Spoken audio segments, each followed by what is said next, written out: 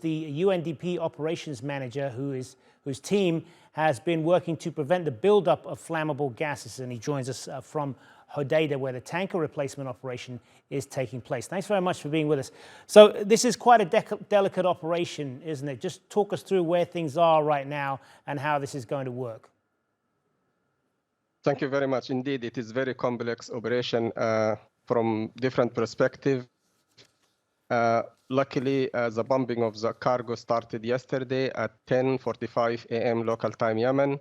And with that, we are confident that in a couple of weeks, we will announce the end of an environmental disaster that could have been caused by the breakup of the vessel or the explosion of the FSO sulfur that have huge implications on the Red Sea ecosystem and the ports of Hodeidah, the port of Salif.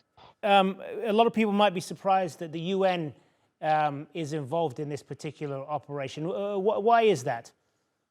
As you rightly said, Yemen has been suffering from conflict for the last 8 years. So the United Nations and UNDP is here using our convening power to get the parties together to agree. And luckily, we got all the support we need, and it continues to be supported as we speak. Today, this morning, we had a meeting with the Safir Committee here in Hodeidah. Very productive discussion and planning ahead to finalize this operation as early as possible. Yet, we have to be careful also to make sure that there is no any errors or issues with the operation itself. So it's a very delicate operation. It started yesterday pumping the oil. We accept that the entire quantity will be pumped off FSO Safir to the replacement tanker Yemen. We now call it Yemen because it is owned by Yemen. And this might take 19 days, might be slightly less, might be slightly more, but by that time we will announce that we pumped the full quantity of oil and now in a safe and relatively new vessel.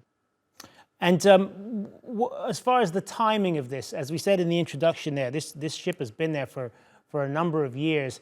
Why is it necessary to get this done now? Indeed, because as you rightly said, the vessel FSO Safir has been in location for more than 30 years. And since it was manufactured or built, it is 47 years old vessel. So there is a risk that it can break apart or it can explode because of the lack of proper maintenance during the last 8 years of conflict.